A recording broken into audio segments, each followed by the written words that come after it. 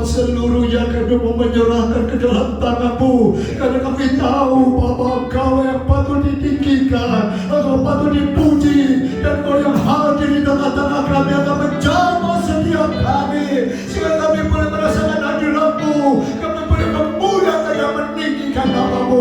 Terima kasih Bapa, terima kasih. Oh Tuhan, Roh-Mu yang ada tengah-tengah kami akan merawat kami semua, dan kami akan memuji, memuliakan, mendengar isi hati-Mu. Engkau memakai semuanya untuk hormat kemuliaan nama-Mu, dan kami akan memulai ibadah kami memuji, memuliakan nama-Mu di dalam nama Tuhan Yesus Kristus. Dan semua yang percaya berdoa katakan amin. Sekali lagi beri tepuk tangan yang mulianya untuk Tuhan.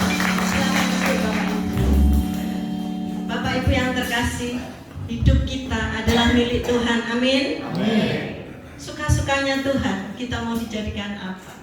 Tapi namun yang kami percaya bahwa Tuhan tidak pernah meninggalkan kita. Amin. Amin. Suka-sukamu Tuhan. Kita berdiri bersama-sama ya. Kita mau memuji, memuliakan nama Tuhan.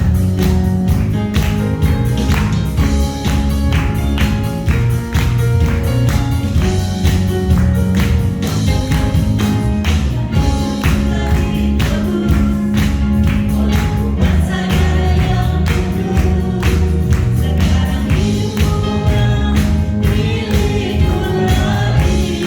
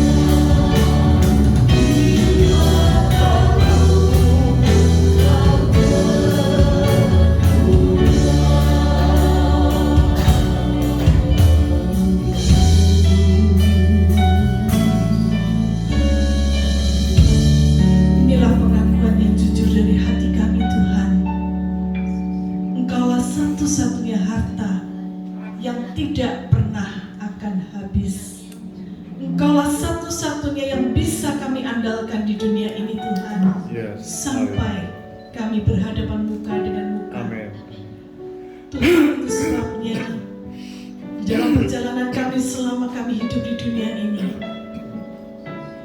tuntunlah kami, ajarlah kami, arahkan hati kami, supaya kami boleh mengerti apa yang menjadi kehendak-Mu dalam hidup kami, supaya kami boleh berjalan pada jalan-jalan Tuhan, dan kami boleh merasakan anugerah kasih Tuhan dalam kehidupan kami Tuhan.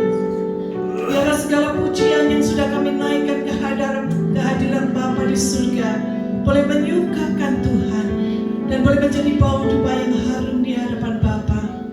Dan sebentar kami mau duduk diam Tuhan, seperti Maria secara rohani. Kami mau mendengar apa yang Engkau katakan Tuhan. Berbicaralah kepada kami secara pribadi, supaya kami boleh mengerti apa yang menjadi kehendak Tuhan dalam hidup kami. Pakai hamba-Mu Pak Bambang yang akan menyampaikan firman Tuhan. Pakai lidah mulutnya, urapi dia Tuhan, sehingga setiap perkataan yang keluar dari mulutnya adalah isi hati Tuhan. Inilah yang menjadi doa kami, supaya di dalam perjalanan kami menuju ke surga, kami boleh tetap kuat di dalam Engkau. Kami panjatkan doa kami ini Tuhan, dan segala sesuatu yang menghalangi kami usirkan di dalam nama Yesus, sehingga kami boleh duduk diam. Kami boleh mendengarkan Engkau berbicara secara pribadi menjadi rema dalam hidup kami. Terima kasih Bapa. Kami sambut firman-Mu di dalam satu nama, yaitu Tuhan Yesus Kristus. Dan setiap kita yang percaya katakan amin. Silakan duduk saudara. Waktu selanjutnya saya berikan kepada Pak Bambang, hamba Tuhan dari Kota Ngawi. Tuhan memberkati.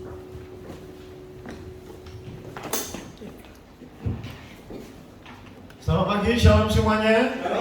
Apa kabarnya hari ini? Luar biasa. Puji Tuhan. Nah, firman Tuhan hari ini tentang tulang kering. Ya, kita akan lihat dalam kitab Yeskiel 37.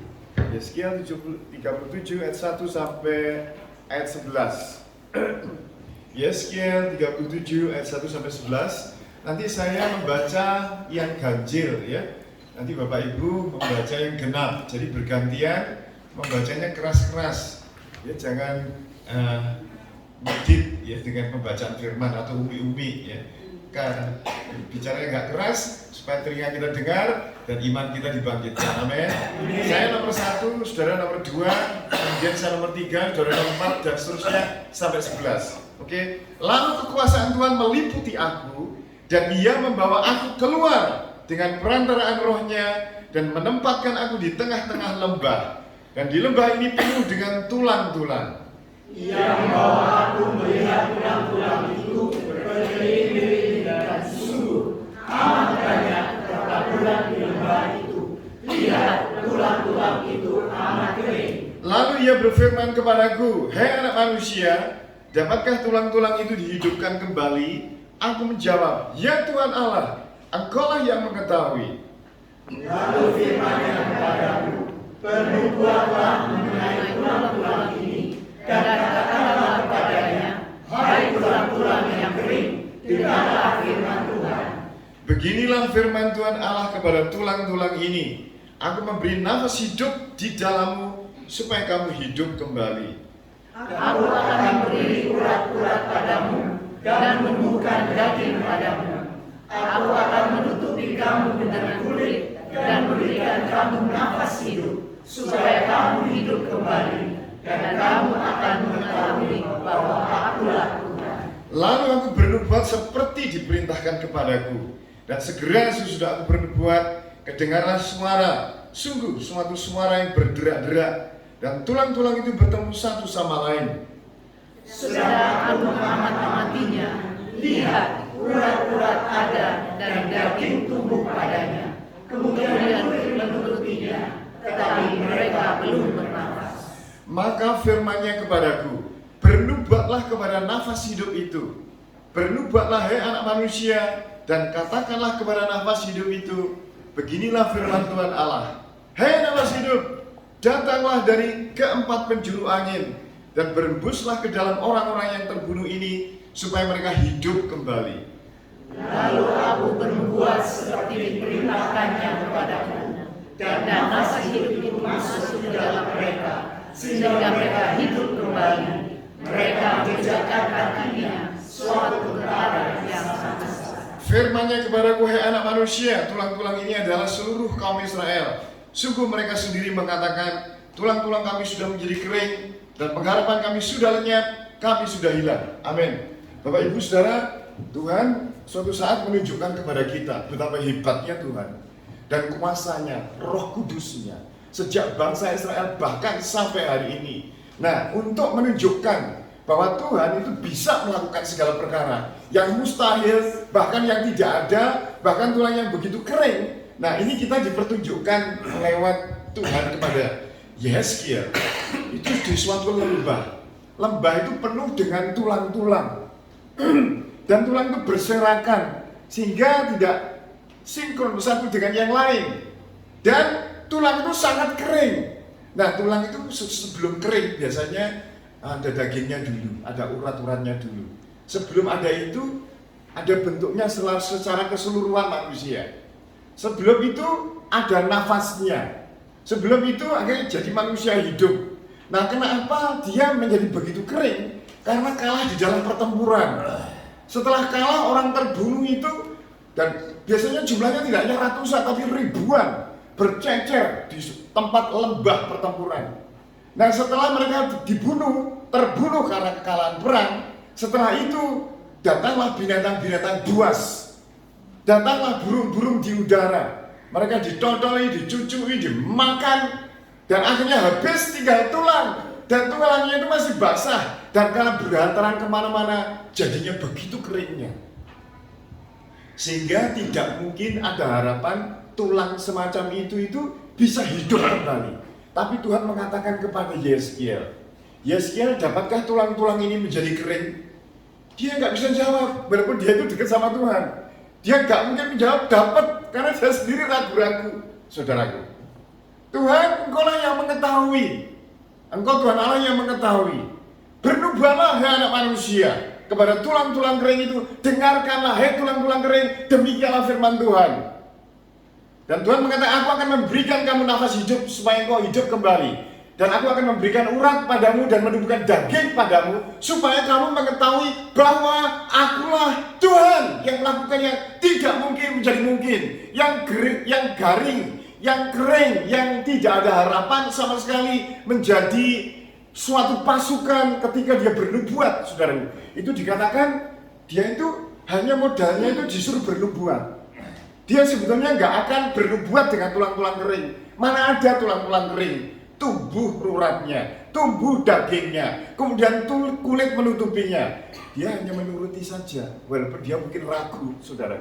Dia menuruti saja. Sesudah aku berbuat seperti yang diperintahkan kepadaku, kedengarlah suatu suara yang berderak-derak, dan tulang itu bertemu satu sama lain.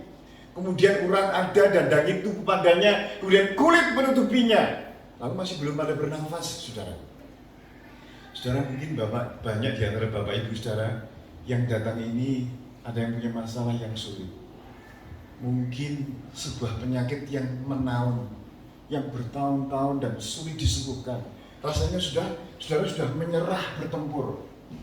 Mungkin Bapak Ibu Saudara ada yang punya usaha yang begitu pahit dan ruginya, sehingga orang-orang uang berhabis, dan mungkin rumah digade dan sudah dinilang bank, dan itu pun mungkin sudah bertahun-tahun seolah-olah nggak ada harapan lagi. Orang berbicara, teman sebisnis atau keluarga ngomong, sudah kamu nggak ada harapan, kamu usaha yang lain aja yang kecil-kecilan, kamu tidak mungkin akan bisa bangun lagi. Dan engkau mungkin di sini datang juga ada beberapa mungkin yang mengharapkan anak, tapi juga masih dalam usia tua, juga belum mempunyai anak. Dan seolah-olah yang tulang itu kering. Saudara tahu ya, bangsa Israel itu terserak sejak zaman Sedekia. Dan mereka baru menjadi negara yang kokoh dan kuat tanggal 14 bulan Mei tahun 48. Jaraknya antara Sedekia sama kebangkitan Israel merdeka tahun 48 saudaraku.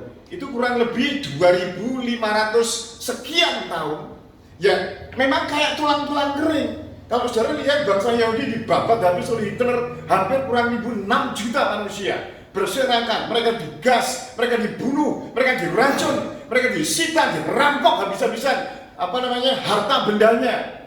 Mereka namanya diganti dengan angka supaya mereka menghapus namanya orang-orang Yahudi. Dan kekejaman luar biasa, pembunuhan anak-anak, orang yang masih hamil, orang-orang tua tidak peduli. Itu total dalam waktu tahun 39 sampai tahun 45, 6 tahun itu 6 juta orang Yahudi dihabisi. Mereka bercecer, mereka kelaparan, mereka kedinginan, mereka mengeluh dan mengadu kepada Tuhan. Seolah-olah tidak ada harapan dan tidak mungkin negara yang sudah hancur, lebur ini akan berdiri, saudaraku. Tetapi Tuhan adalah Tuhan. Dia yang menciptakan langit bumi, dia mengendalikan sejarah, dia memilih bangsa Israel, dan bangsa Israel tidak akan pernah hilang dari bumi ini sampai Tuhan Yesus datang kembali. Walaupun berusaha negara menghilangkan dia, membabat dan berusaha untuk menghabisi, bahkan menghapus dari peta dunia, gak akan bisa. Nah, saudaraku, kondisi bangsa Yahudi yang sudah beribuan, kurang lebih 2.500 tahun, dan tahun 45 itu benar-benar rusak dan parah kondisinya. Tapi akhirnya tanggal 14 Mei tahun 48 menyatakan suatu kemerdekaan dan dihancurkan, berusaha diserang dari banyak negara di Timur Tengah waktu itu. Dan dia kondisinya lemah, nggak punya banyak persenjataan, dan negara-negara yang lain juga tidak membantu. Tapi tangan Tuhan yang luar biasa itu menolong bangsa Israel.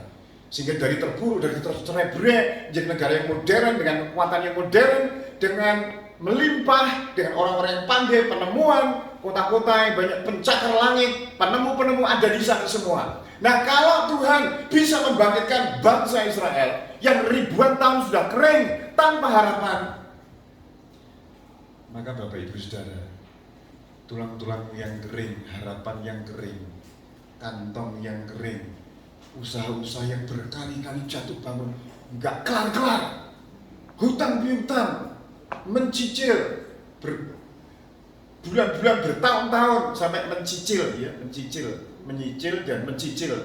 Tahu ya mencicil sampai nggak kuat lagi ya, sampai melet-melet itu mungkin. Nah, bagi Tuhan, saudaraku, bisa.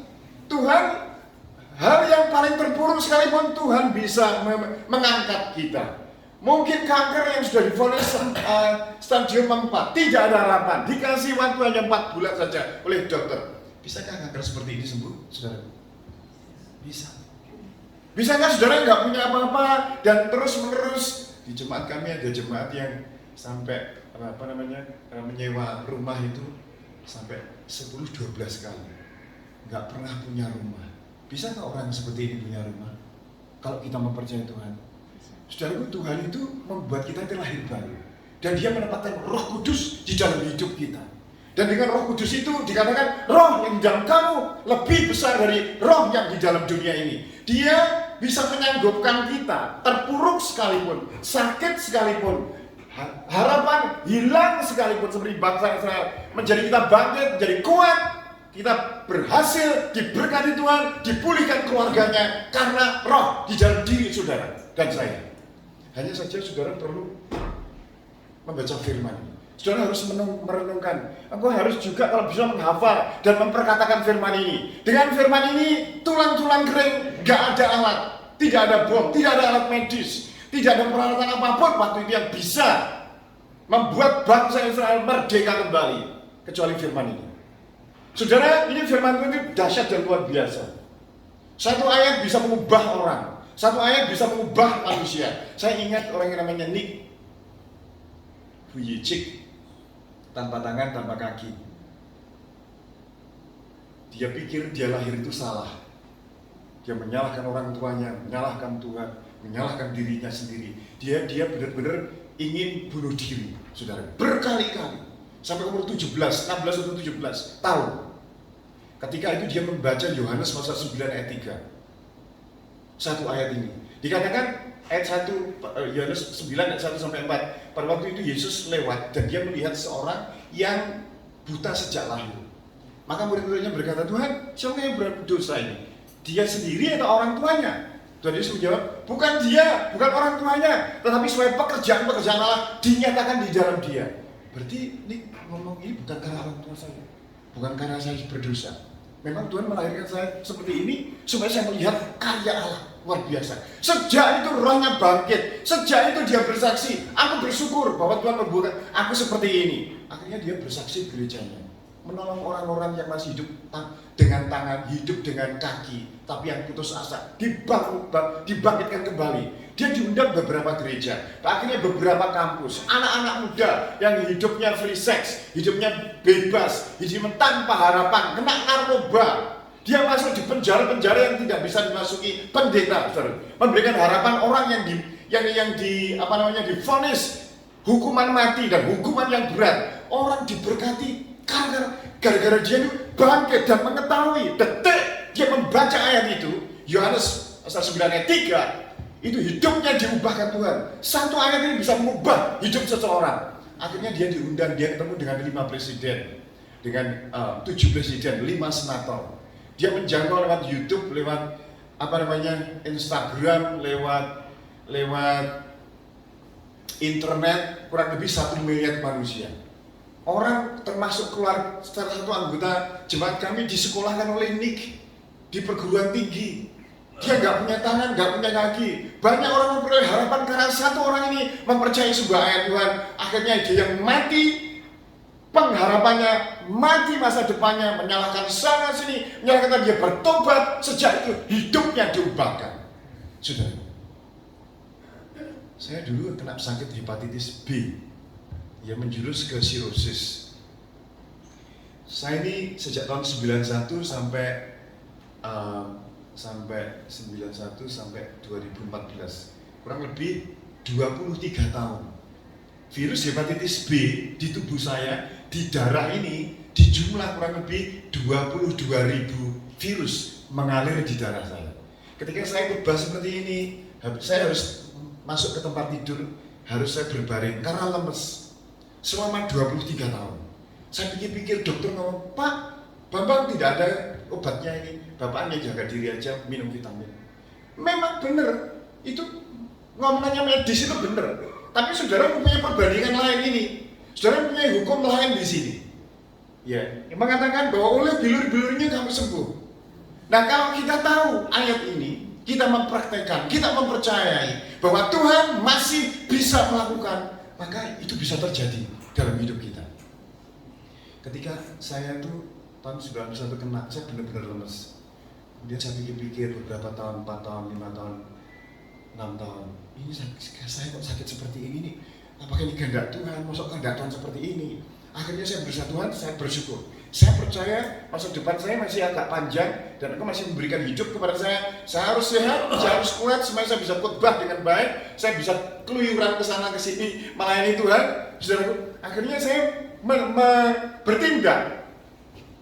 Saya jalan-jalan di tempat kami di gereja sana, ada lapangan parkir dan lahan di gereja mungkin sekitar 6.000 meter persegi. Ya saya bisa keliling naik ke atas, turun lagi sekali seminggu. Habis itu bulan depan 2 kali, bulan depannya 3 kali. Tuhan, aku sambil saya keliling, Tuhan, aku percaya, saya jaga mulut saya.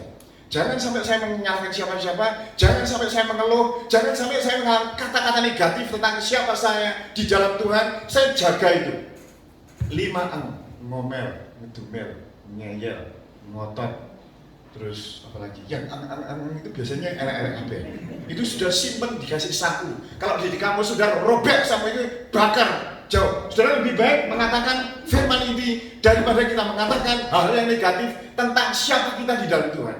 Akhirnya saya jogging keliling sekali, sudah ngos-ngosan, istirahat lagi. Saya tidak putus asa. Tahun kedepannya lagi bisa 2 kali, akhirnya bisa 3 kali, akhirnya bisa 4 kali jogging, akhirnya bisa 20 kali, akhirnya bisa 30 kali. Saya coba renang dalam nama Tuhan Yesus, aku bisa renang. Dulunya nggak bisa renang, hanya gaya batu saja. Saya belajar, bisa gaya bebas, bisa gaya katak. Ya, jaraknya kurang lebih 50 meter. kali 20 meter renang, itu saya bisa non-stop akhirnya 15 kali, saudara. Dan saya juga push up, sit up, dicek di dokter tahun 14. Dokternya kaget, ini zero, kosong, non reaktif. Bapak ini obatnya apa? Saya supaya bisa membayar pasien saya. Tidak ada obatnya Pak, memang. Ini obatnya bersyukur, percaya pada Tuhan Yesus, gitu saja. Nah saudaraku, bisa sembuh. Apakah sakit saudara bisa sembuh?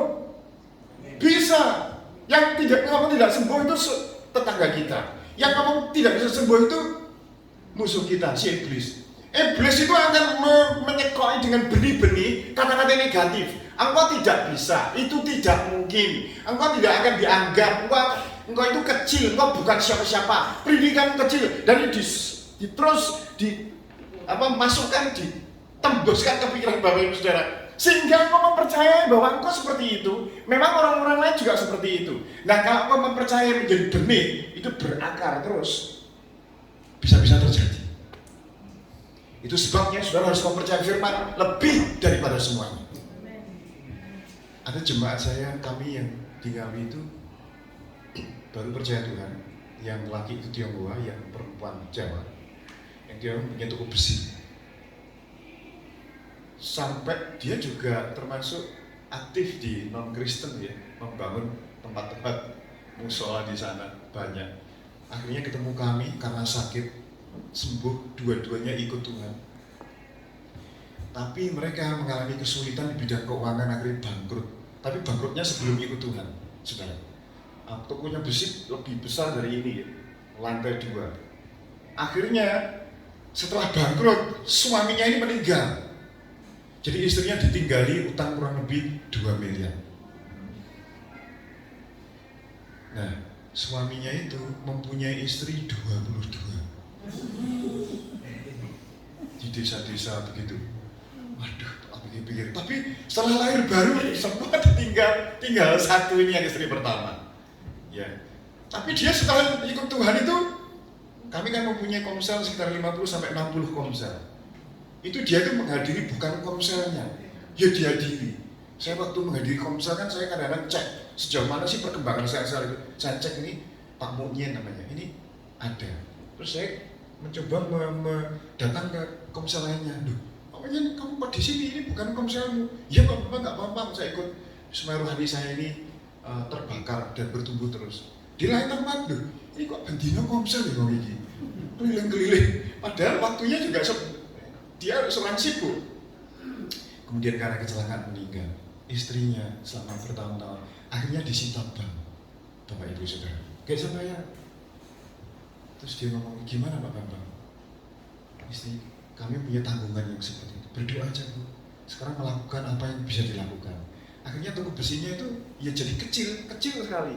Mungkin ini sampai ini barangnya jarang-jarang. Mungkin paku, petik, tang, semen sedikit. Barang-barang serba sedikit. Ya Bu, mempercayai Tuhan. Jangan ngomel. Pokoknya hati-hati, jangan negatif. Jangan ngomong hal yang negatif, apalagi di hadapan Tuhan. Mengucap syukur, percaya kepada Tuhan. Dia juga rajin, tidak pernah tidak ke gereja. Selalu dia mempercayai Tuhan menolong. Dia berdoa, Tuhan, ini sudah dilelang Bang, tapi gak payu-payu, saudara. 1 bulan gak payu, setahun gak payu, 2 tahun tidak payu, 3 tahun juga gak ada orang yang menawar tempat itu, saudara. Nah akhirnya dagangannya semakin besar. Dia bisa menyicil, mengangsur ya, sedikit demi sedikit. Itu utangnya di orang-orang ada 10-20, yang besar di bank itu yang ratusan juta. Pelan-pelan ketutup sedikit 1, 2, 3, 4. Bagaimana Bu? Puji Tuhan Pak Bambang, ini aku nambah stok barangnya. Puji Tuhan, terus Bu, percaya kepada Tuhan.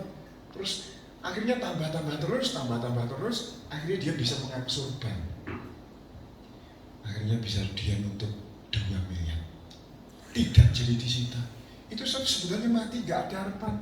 Memang menjalankan suaminya, dia istri. Apalagi orang Jawa kan gak begitu ngerti bisnis seperti itu. Tapi dia, waduh, sampai sekarang diberkati. Jadinya itu besar sekali toko besinya itu, saudara. Nah, jadi sebetulnya begini, Bapak Ibu Saudara, itu kita ini ditipu setan. Bahwa engkau tidak bisa, engkau tidak sembuh, engkau tidak berkuasa, dan posisimu itu kamu tidak punya pendidikan, dan kamu itu terbelakang, orang tuamu tidak punya apa-apa, segala macam ribuan kata-kata, kalimat-kalimat yang dijejarkan kita di pikiran kita ini, sehingga itu akhirnya menjadi kita mengatakan bahwa itu ya bisa. Benar seperti itu, memang keadaan saya seperti itu. Saudara, di dalam kitab Yohanes pasal ke-8 ayat 44 di situ dikatakan, ia adalah pembunuh iblis ya. Ia adalah pembunuh manusia sejak semula. Dia tidak melakukan kebenaran. Apabila dia berkata dusta, dia berkata atas kehendaknya sendiri, sebab ia adalah pendusta dan bapak segala dusta. Nah, iblis itu pekerjaannya mencuri, membunuh, dan membinasakan. Dia selalu seperti itu, sehingga kita tidak mencapai seperti apa kata Tuhan dalam hidup kita. Dan kalau kita menelan kata-kata itu, kita tidak akan bisa mengecap janji-janji Allah yang Tuhan berikan kepada kita. Saudara, pada waktu Goliat itu menghadapi Daud, Goliat itu mengatakan, anjingkah aku, maka kamu mendatangi aku dengan tongkat. Lalu demi para allahnya orang Filistin dikutuki Daud. Daud yang umur 17 tahun kurang lebih, nggak belajar perang, nggak ada di militer, dia nggak punya senjata, saudara. Tapi yang dipunyai adalah hubungan dia dengan Tuhan, yang dipunyai dia Alkitab. Bahkan dia mengatakan berbagai orang yang tidak berjalan penasihat orang fasik, yang tidak duduk berdiri di jalan orang berdosa, yang tidak duduk dalam kumpulan pencemooh, tetapi yang kesukaannya ialah Taurat Tuhan, dan merenungkan itu siang dan malam, supaya ia bertindak dengan siang dan malam. Dia seperti pohon yang ditanam di tepi aliran air yang menghasilkan buahnya pada musimnya. Dia selalu melekat hatinya kepada Tuhan. Saya ingat juga kata-kata Yosua dalam kitab Yosua pasal 1 ayat 8 dan 9. Janganlah kamu lupa memperkatakan kitab Taurat itu, tetapi renungkanlah itu siang dan malam, supaya engkau bertindak hati-hati sesuai dengan yang tertulis di dalamnya. Sebab dengan demikian perjalananmu akan berhasil dan engkau akan beruntung. Saudaraku, Daud itu seperti itu. Saya heran, yang lain itu menghadapi Goliat itu berlari bersembunyi. Di dalam 1 Samuel pasal 17. Ya saudara, bersembunyi. Tapi Daud tampil umur yang sekian. Langsung dia ngomong tentang Allah. Itu ada kurang lebih 8 atau 10 kali. Siapa orang Filistin yang tidak bersunat ini yang menghina barisan tentara Allah? Terus Daud mengatakan kepada Goliat, ketika Goliat mengatakan, hadapilah aku akan memberikan mayatmu kepada burung-burung di udara dan binatang-binatang di padang. Tetapi Daud mengatakan gimana, saudaraku? Daud itu tidak mencari informasi tingginya sebelumnya, tingginya Goliat. Berapa kali dia menang dalam pertempuran? Mungkin badannya besar sekali, tingginya sekitar 3 meter hampiran. Mungkin dia penuh dengan tato dan dikasih pedang di tangannya. Dan tidak pernah ada orang yang bisa mengalahkan Goliat. Tapi dia yang dilihat Tuhan. Makanya dia ketika melawan Goliat, dia mengatakan dalam pas 1 Samuel pasal ke-17 ayat yang ke-43 ya, sampai 45, 47 di situ dikatakan, engkau mendatangi aku dengan pedang dan lembing, tapi aku mendatangi engkau dengan nama Tuhan Allah Israel, Allah barisan orang Israel. Hari ini juga Tuhan akan menyerahkan kamu ke dalam tanganku, dan aku akan mengalahkan kamu. Aku akan memenggal kepalamu dari tubuhmu, dan aku akan memberikan mayatmu dan mayat tentara orang Filistin kepada burung-burung di udara, supaya seluruh bumi tahu bahwa Israel mempunyai Allah, dan supaya segenap jemaat tahu bahwa Allah menyelamatkan bukan dengan pedang dan bukan dengan lembing, sebab di tangan Tuhanlah pertempuran itu. Daud itu mengatakan begitu kepada Goliat tanpa pedang di tangan. Dia hanya menyatakan, saya tidak tahu senjata apa. Mungkin modal saudara, modalnya tinggal 100.000. Mungkin di warung saudara hanya beberapa kilo beras. Mungkin di rumah saudara nggak ada motor yang bagus, motornya yang ngetek-ngetek tahun 60-an. Bisakah Tuhan mengangkat ekonomi seperti itu? Sangat bisa. Itu sebabnya saudara perlu menubuatkan dirimu, menubuatkan anakmu, menubuatkan usahamu.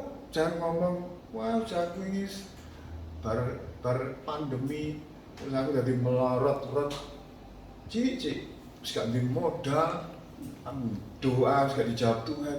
Nah ngomongannya kayak gitu, dari ngomongan terus itu kayak benih yang ditemani setan, saudaraku, itu bisa ngoyot, berakar. Akhirnya kita jadi yang seperti itu. Buat dilihat firman Tuhan itu mengatakan, makanya setan itu berusaha menghindari anak Tuhan dari baca firman itu. Dengan Facebook, dengan YouTube, mentiling, melotot sepanjang hari sejam, 2 jam. Bal-balan pagi-pagi jam 2, lihat sepak bola sampai dur-duran. Nah ini yang diwaca. Loh ada loh, orang nggak baca firman itu sampai 2 tahun. Dan saya melihat kesaksian orang itu sampai 11 tahun nggak mau cara kita. Loh ini terus artinya di mau kemana orang seperti itu, saudaraku? Karena ini pedoman kehidupan. Di sini ada kesembuhan, di sini ada harapan, di sini ada penghiburan, ada kekuatan, ada kemenangan. Firman ini yang membuat engkau hidup dan bernafas. Ya saking pinternya setan, sehingga anak Tuhan gak mau cari kitab 11 tahun. Wis kebangetan tenang. Nah terus apa hidupnya? Ya dari YouTube, ya dari Twitter, dari sinetron, dari sepak bola, dari hiburan musik. Saudara itu semua gak bisa menghadapi ketika engkau menghadapi Goliat, ketika engkau menghadapi bencana, menghadapi kesialan, menghadapi kebangkrutan, nggak ada yang bisa. Ini loh, saudara. Ini sudah teruji sepanjang zaman, berusaha dibakar, dihabisi, berusaha dilenyapkan oleh pemerintah-pemerintah, raja-raja. Sampai sekarang dia bertahan. Dan dia siap mengubah setiap anak Tuhan yang mempercayai firman Tuhan ini dengan segenap hati. Itu sebabnya saudara harus belajar firman. Sibuk-sibuknya saudara harus suka belajar firman. Sepenting-pentingnya urusanmu dengan bisnis, dengan sekolah, gak boleh saudara meninggalkan itu. Makanya itu firman Tuhan harus diam tinggal di dalam kita. Daud pernah mengatakan begini dalam kitab Mazmur 119 ayat 97. Tuhan, betapa ku cintai Tauratmu, aku merenungkannya sepanjang hari. Terus ada juga ayat yang mengatakan 119, Mazmur 119 ayat yang ke-72. Tuhan, firman-Mu itu bagiku lebih daripada ribuan keping emas dan perak. Duh, firman kok dianggap Daud? Daud itu banyak punya emas dan perak, saudara. Itu jarang-jarang dari negara-negara yang dikalahkan itu banyak. Tapi tidak ada yang mengungguli namanya ini. Tuhan, firman-Mu bagiku lebih daripada ribuan keping emas dan perak. Karena apa? Dia tahu, dia tuh banyak mengalami kesulitan hidup, saudara. Dikejar-kejar mertuanya beberapa kali. Dia harus hidup dari gua satu ke gua yang lain. Kalau di gua tidur dengan apa? Nggak ada bantal sih. Pasti nggak ada bantal, nggak ada tempat yang enak. Mungkin bantalnya dengan batu. Dia hidup di sana dengan embun. Dari satu tempat ke tempat yang lain dikejar-kejar. Musuhnya banyak, ada anaknya juga yang mengkhianati dia. Dan hidupnya dia tidak begitu dianggap di keluarganya Isai. Karena mungkin dia bukan dari anak istri yang sah, saudara. Begitulah hidup Daud. Tuhan, Engkaulah gembalaku, tak akan kekurangan aku. Engkau membaringkan aku di padang yang berimpun hijau. Engkau membimbing aku ke air yang tenang. Engkau menyegarkan jiwaku. Sekalipun aku berjalan dalam lembah kekelaman, aku tidak takut bahaya. Kenapa? Karena Engkau besertaku. Bukan karena ada harta, bukan karena ada simpanan, bukan karena deposito uang atau deposito emas. Itu semuanya akan musnah. Tuhan mengatakan dalam kitab Amsal 11 ayat 4, pada hari kemurkaan harta tidak berguna, tetapi kebenaran melepaskan orang dari maut. Ada jemaat kami yang nikah 11 tahun belum punya anak. 14 tahun. Terus dia tahu firman Tuhan yang seperti ini, saudara. Langsung dia muncul harapan. Jadi kalau saudara mungkin sekarang sudah kayak pahlawan yang sudah menyarungkan pedang di dinding, saudara sudah kalah terkapar. Kalau engkau lihat firman Tuhan, ini firman Tuhan ini nggak pernah membuat saudara putus asa dan nggak pernah membuat engkau sekarang menyerah, kalah. Tidak, saudara. Dia membangkitkan kita. Nah, ketika ibu ini mendengar itu, biasanya tiap akhir tahun, tutup tahun, saya meminta jemaat menulis di kertas kecil apa yang diinginkan tahun depannya. Nah, ibu ini salah satunya, Tuhan, aku pengen punya anak. Langsung dimasukkan, saya sama Bu Ella tumpang tangan, kertas-kertas yang ratusan itu. Salah satunya ibu ini tahun 2020 memasukkan bulan Oktobernya dia melahirkan seorang anak. 14 tahun sudah kering, gak ada harapan. Tapi bagi Tuhan, saudaraku, malah kalau saudara-saudara ngelihat Sarah umurnya 90 tahun, ya kering-kering kerontang beneran. Tapi saudara, yang namanya Tuhan itu gak kurang akal. Manusia ada jalan buntu, orang punya jalan buntu. Kita semuanya terbatas. Orang-orang, keluarga, orang-orang yang kita andalkan, siapa saja kanan kiri, semuanya terbatas. Dokter terbatas, orang-orang pintar terbatas. Tapi Tuhan yang kita layani itu Tuhan yang tidak terbatas. Dia siap melakukan dan menolong setiap anak Tuhan yang mempercayai firman Tuhan ini. Tapi saudara harus mempercakapkannya, mempercayainya. Kalau perlu dari hari ke hari, dari bulan ke bulan, dari tahun ke tahun, supaya ini terserap benih itu masuk di dalam hati dan berakar. Kadang-kadang akarnya tidak seminggu, 2 minggu, sehari 2 hari, bisa sebulan 2 bulan. Tapi suatu saat saudara lihat benih itu akan menjadi yang menghidupkan harapan kita yang sudah tidak ada lagi. Saudara, ada jemaat yang dia salah satu tim mengebur minyak di daerah Cepu sana. Kalau ngebur itu sekitar 300-400 meter kedalaman. Jadi mesinnya harus besar. Ya, bapak ini namanya Pak Narko. Tapi suatu saat mesin itu macet, berhenti, dan susah memperbaikinya karena nggak sembarang tempat punya perbaikan itu. Tidak tahu berapa minggu, berapa bulan dia akhirnya sudah nggak kerja. Suatu saat saya datang ke rumahnya sebab saya ngecek anaknya Komsel, kebetulan di rumahnya dia. Setelah selesai Komsel itu saya ngomong-ngomong sama Pak Narko ini. Pak Narko, gimana pekerjaannya Pak Narko? Aduh Pak Bambang, ini mesin bornya macet di kedalaman 300, belum sampai 400. Mesin apa itu? Mesin pengebur minyak Pak Bambang, nyedot minyak. Loh, kamu timnya berapa? 8 orang. Wah, saya pikir-pikir gimana ya? Terus bawa ke sini tangannya. Coba Pak Yud. Bawa sini tangannya Pak Narko, saya tumpang tangan. Dalam nama Yesus, tangan ini diurapi Tuhan. Engkau harus menumpang tangan ke alat bor ini, dan bornya nanti pasti akan bisa berhasil dan sukses. Di dalam nama Yesus, urapan Tuhan turun ke atas tanganmu. Terima kasih.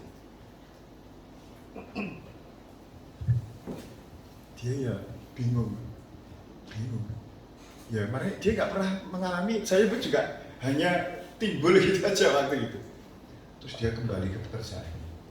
Kok ya nekat memanggil 8 orang timnya itu. Ayo kita coba lagi. Saya mau berdoa. Akhirnya dia alatnya ditumpang tangan sama tangannya. Di dalam nama Yesus Kristus, dia pamit, saya mau doakan secara Kristen ya. Karena kebanyakan mereka belum Kristen. Dalam nama Yesus Kristus, aktif kembali, hidup kembali. Dalam nama Yesus, diponcet peralatannya, jegrek, mati. Dalam nama Yesus, jegrek, jalan saudaraku, akhirnya hidup kembali. Dari mana datangnya? Nggak ada teknisi di situ. Ya dari firman yang kita ucapkan. Kita harus mengucapkan, saudaraku. Allah itu ada di mana-mana. Tapi kalau firman nggak diucapkan, nggak jalan. Seperti pada waktu Kejadian pasal 1 ayat 1 sampai 3. Pada mulanya Allah menjadikan langit dan bumi. Bumi belum berbentuk dan kosong, dan kegelapan menutupi samudra raya. Roh Allah melayang-layang di samudra raya. Berfirmanlah Allah, jadilah terang. Lalu terang itu jadi. Jadi kegelapan itu tetap gelap sebelum Tuhan mengatakan firman itu. Jadi kalau ini digelapin, saudara ingin terang, nggak bisa hanya kita mengharapkan terang itu. Jadi kita harus mencet tombol itu sehingga kegelapan ini terusir. Ya. Nah, tombol itu adalah firman Tuhan. Saudara akan melihat keajaibannya dalam firman Tuhan itu dahsyat dan luar biasa. Dan saya mengalami berkali-kali. Ini ada TK yang kami bangun di sebelahnya gereja. Itu membutuhkan 1,5 miliar. Ya. Kami ada di desa. Ya, sebetulnya ini bukan proyek kerjaan di desa, seharusnya di kota. Ya, Pak Yuni. 1,5. Kami hanya punya uang 2 juta di yayasan kami. Tapi saya pikir di Ngawi ini belum ada sekolah Kristen. Ini satu-satunya, walaupun di desa saya masih belum bisa membayangkan nanti kalau berdiri, apakah orang-orang kota mau ke desa kami yang namanya Karangasem itu. Saya lihat, saya cek ke bendahara, Pak Mbak, uangnya 2 juta saja. Tapi proyeknya sekarang 1 sampai 1,5 M. Bagaimana bisa uang 2 juta ini bisa memenuhi 1,5 M? Itu nggak nalar, nggak bisa. Kecuali ini. Ini dan otomatis kita berusaha apa yang bisa kita usahakan dengan maksimal dengan apa yang ada pada kita dan memperkatakan firman. Akhirnya saya ringkas-ringkas supaya kecil, supaya lebih melangkahnya itu lebih gampang gitu, saudaraku. Kalau satu itu kan 2 lantai, terus memulai dengan 1 lantai kurang lebih 750 juta. Usik kegeden. Habis itu saya perkecil lagi fondasi. Fondasi itu kurang lebih 100 juta. 2E 2 juta dan 100 juta. Sip kelebihan. Saya akhirnya pikir batu. Batu itu boleh butuh 12 sampai 20 truk. Ini memungkinkan ini. Terus kita memulai dengan uang 2 juta itu membeli batu. Akhirnya saya umumkan beli batu. Batu itu juga akhirnya terlaksana. Cukup Bapak Ibu Saudara. Sekarang semuanya. Akhirnya beberapa saat kemudian kita bisa membangun fondasi 100 juta. Kemudian tiang-tiangnya. Saya kadang-kadang malam-malam saya datang ke tiang. Iki nek sekolahan mek tiang-tiang tok bertahun-tahun malah izin aku. Akhirnya malam-malam tak tumpang tangan dalam nama Yesus. Bangunan ini selesai, bangunan ini pasti ada biayanya, Tuhan kau mencukupkan dalam nama Yesus. Nah daripada saya duduk-duduk delek-delek, bahasa Jawanya delek-delek, ngerti ya saudara? Waduh, duitnya sentek, kondineh duitnya ini, dari mana lagi uangnya ini? Siapa yang memberi? Jemaat juga ada yang medit, yang kikir, terus saya mengharapkan dari mana? Dan daripada saya ngomong begitu, lebih baik Tuhan, aku percaya, ini mesti jadi nih, mesti baik dan Tuhan menyediakan semuanya. Akhirnya bisa ada orang ngirim 80 juta. Dari anak rohaninya Bu Ella yang ada di Makassar. Akhirnya kita bisa codek, saudara. Akhirnya bisa membangun, ini saya memperkirakan TK yang paling modern dan paling lux, semua ada AC-nya, semuanya lux pokoknya. Supaya kita bisa bersaing dengan TK-TK yang lain. Karena ini satu-satunya TK Kristen. Wis ning desa kalau welek pisan, wah nggak ada yang datang bilang saudara. Akhirnya jadi, ini saya perkirakan sudah 800 juta. Saudara, ruangnya ber-AC, semuanya bagus. Akhirnya Tuhan mengirim beberapa murid. Saudara, kalau kita ini merenungkan firman Tuhan, menghafal, memperkatakan firman Tuhan dalam hidup kita sehari-hari, pasti ada efeknya yang akan terjadi dalam hidup kita. Entah 5 bulan, atau setahun, 2 tahun, 3 tahun. Kalau kamu percaya firman Tuhan ini lebih daripada omongan orang, maka Tuhan, saudara sama dengan mempercayai Tuhan dan janjinya kepada kita. Jangan sampai kita mengutuki anak kita. Walah Pak Bambang, anak ini goblok, orang munggah-munggah kelas, wis utek-utek gedok. Anaknya sendiri digitukan ya. Kadang-kadang ada juga yang suami ngomong istrinya, wah, ini goblok, orang entos masak, kasinan. Ya ini pedesen saya kasinan dasar, bocil lah iso masak. Nah itu kata-kata apa tuh saudara? Itu kata-kata kematian yang hinggap. Gereja juga gitu, ya Pak Yo ya. Jangan ngomong, wah kolektornya kecil, persembahannya kecil, semuanya pendapatannya kecil-kecil. Wes ngomong sebaliknya. Gereja ini akan besar. Jemaat ini murah hati, diberkati Tuhan. Pekerjaannya iya. Loh saya ini, setiap saya ingat saya harus ngomong, Bambang, kamu ini pelayan Tuhan. Kamu diberkati Tuhan. Kami harus menjadi suami yang baik, menjadi gembala yang baik. engkau sehat dan engkau diurapi Tuhan, engkau bertalenta, engkau akan dipakai Tuhan, engkau tetap awet muda, engkau akan ganteng terus dalam nama Yesus. Tapi ya timbang ngomong kakak ya ke saudara ya. Nah itu omongan-omongan yang positif tanamkan di hidup saudara. Entah saudara kecil, entah gendut, entah apa bentuknya hidung saudara. Nah itu ngomong bahwa Tuhan terima kasih, aku seseorang yang baik, aku cantik, aku ganteng, usahaku akan diberkati Tuhan. Ada seorang ibu yang mempunyai usaha, suaminya itu furniture, furniture itu mebel, gak payu-payu, apalagi habis pandemi. Jadi sedikit saja barang yang keluar, tapi ibu ini memperkatakan seperti yang saya omong ini. Tuhan aku terima kasih, suamiku punya usaha mebel ini diberkati Tuhan. Pasti ada orang yang order, walaupun gak ada sebenarnya. Ya. Terima kasih Tuhan kau memberkati suamiku ini. Berkali-kali. Ini tahu-tahu ada orang yang order sudah sampai 2 miliar. Gumun dia. Habis itu ada yang order lagi dari toko yang sama mebel. Lah dia kok pesen di mebel yang sama saingannya. Pesen untuk anak-anaknya, membangun rumah anaknya. Diberkati Tuhan. Di gereja kami ini ada orang yang jualan cuy mie, orang Malang dulunya. Tapi hidupnya sudah kembang kempis ekonominya, dibawa ke Ngawi.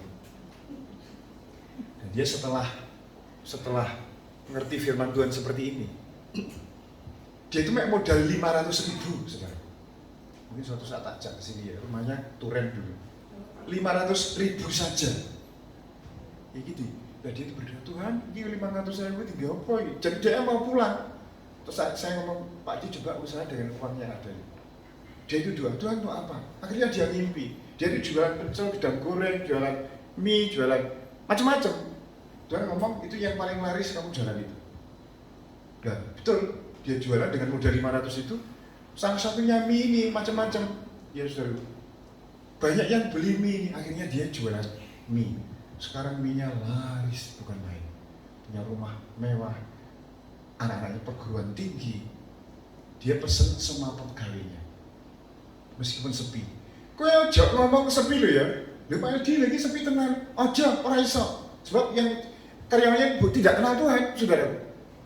Aja nanti lo ya. Ya.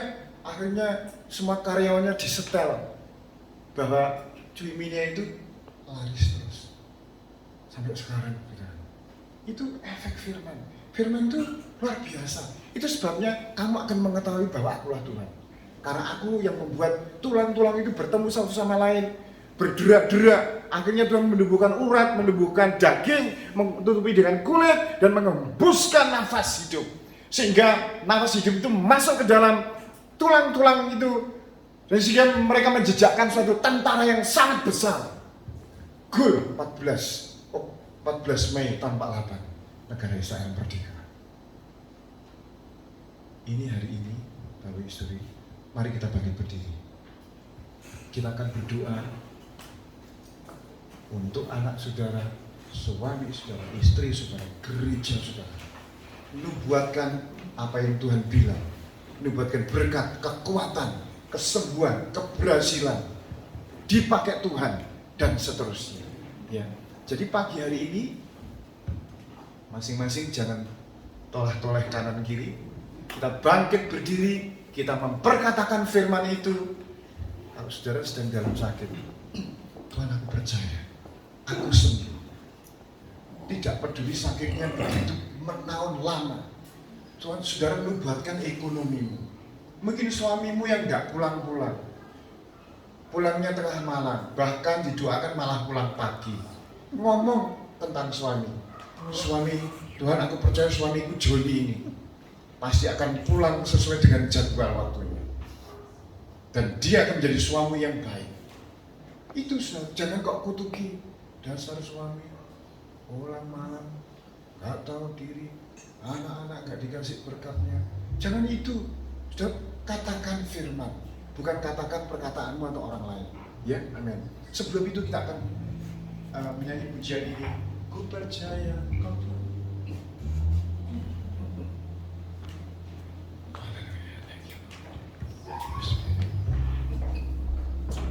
Ku percaya kau Tuhan yang tak pernah gagal.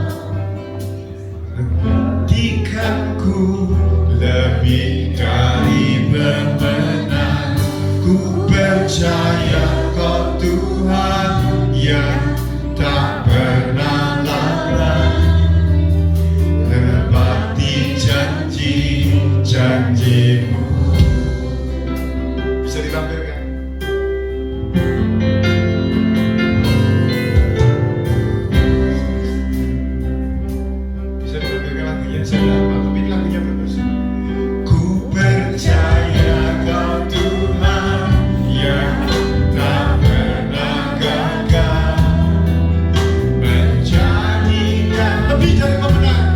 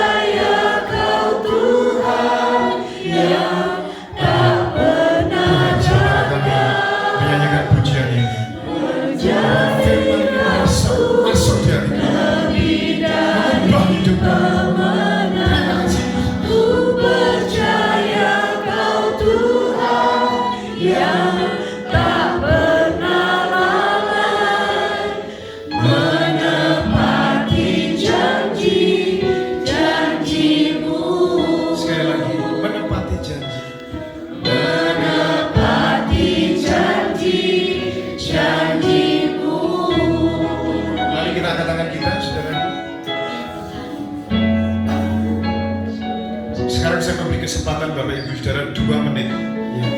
Katakan apa yang menjadi pergumulanmu.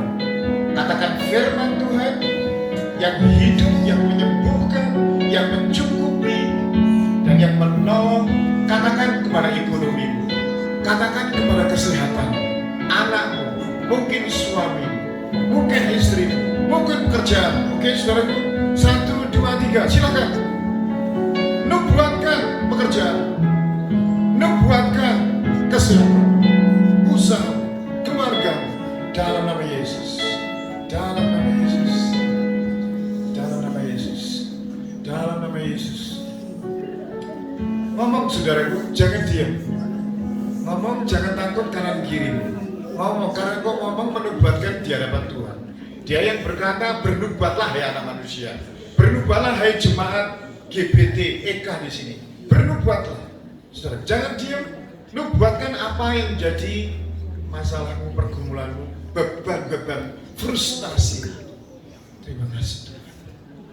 Allah Roh Kudus, sebentar mereka berdoa, umatmu berdoa, kau mendengar, jika tulang-tulang bisa menjadi hidup kembali, juga tulang Elisa yang sudah tinggal tulang-tulang menghidupkan mayat itu. Engkau pun firman-Mu yang kami baca, kami berkatakan, kami menubuatkan, kami percaya akan terjadi pada waktu-Mu. Kafram ya takari sini keromanya dia ada kari tata kari keramaran yang terima kasih. Tasik kepada setelah selesai menubuatkan itu di sini, saudara nanti bisa meneruskan di doamu di rumah, di tempat tinggal. Terima kasih. Bapa di surga, kami mengucap syukur Tuhan karena kiranya Roh Kudus meneruskan firman yang Engkau sampaikan kepada kami semua umat-Mu di tempat ini, dan akan bekerja. Benih ini akan bertumbuh dan akan membuat kami hidup berkemenangan. Kepala kami tegak, bau kami tegak, dan kami siap menghadapi peperangan-peperangan di hari-hari ke depan ini dengan kemenangan di tangan kami. Segala puji hormat bagi-Mu Tuhan. Di dalam nama Tuhan Yesus, semua yang diberkati Tuhan katakan amin. Oke, silakan duduk saudara.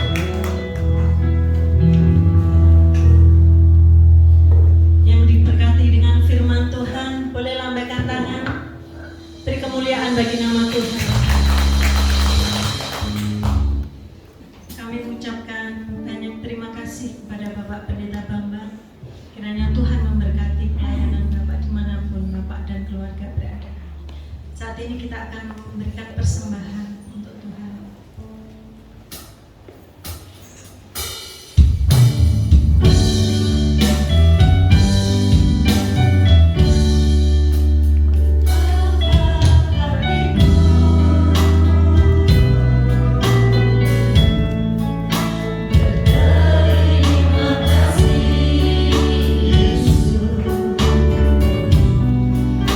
Kau mengasihiku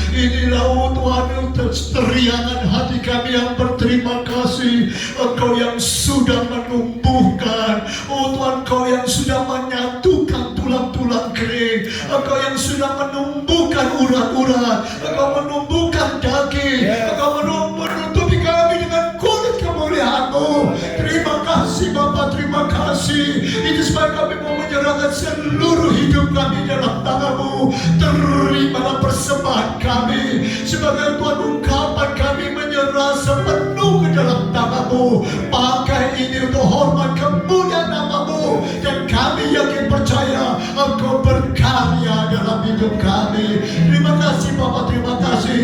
Oh Tuhan, saat ini kami teringat untuk beberapa saudara-saudara kami yang memerlukan jamaah tangan-Mu. Kami yakin, kami percaya sebagaimana Engkau sudah menjamah kami, seperti pagi hari ini Engkau sudah memberikan kekuatan, dan kami memperkatakan hal-hal yang untuk memuliakan Engkau. Kami juga berdoa baik untuk Tuhan Bapak Hartono. Terima kasih Engkau sudah memberikan kekuatan dan kesembuhan, dan kami yakin Engkau akan menyempurnakan kesembuhannya. Terima kasih Bapa. Kami juga mendoakan saudara kami Grace, Tuhan, Kau mau tolong Tuhan. Engkau sudah bekerja, kami yakin Kau akan menyempurnakan. Kami teringat juga oh Tuhan untuk Ibu Susi yang saat ini yang sedang dirawat di rumah sakit Tuhan. Jamah hidupnya, Engkau mau tolong Bapa, tolong dia Bapa, sehingga imannya boleh kuat dan kokoh di dalam Tuhan, dan Kau melihat bagaimana Allah berkarya dalam hidupnya. Kami juga berdoa Tuhan untuk saudara kami Michael Tuhan. Oh Tuhan, kami menyerah kepadamu, dan kami yakin Engkau bertindak dan Engkau dengan terbaik dalam kehidupannya. Terima kasih Bapa, terima kasih. Kami bersyukur atas semuanya. Dan kami percaya Engkau akan tolong saudara kami Trio Bapa. Engkau akan memanggil dia kembali datang menjadi anak-anak-Mu, sehingga dia boleh dipanggil oleh Tuhan. Terima kasih Tuhan. Terima kasih, kami yakin Roh-Mu bekerja, Roh-Mu menjamah, Roh-Mu akan memberikan kekuatan, dan kami bersyukur untuk semua karya-Mu. Terima kasih Bapa, terima kasih. Dan kalau sebentar kami akan pulang Tuhan, Kau memberkati setiap kami. Apapun yang sudah kami panjatkan, apapun yang sudah kami perkatakan, apapun yang ada dalam hati kami saat ini, Kau berkarya, Kau memberikan yang terbaik, sehingga kami boleh pulang dengan berkat dan anugerah daripada Tuhan. Saudaraku sekalian, arahkanlah hatimu dan tanganmu kepadanya. Pulanglah untuk menerima berkat Allah, kasih karunia daripada Allah Bapa, kecintaan daripada Tuhan Yesus, penyertaan Roh Kudus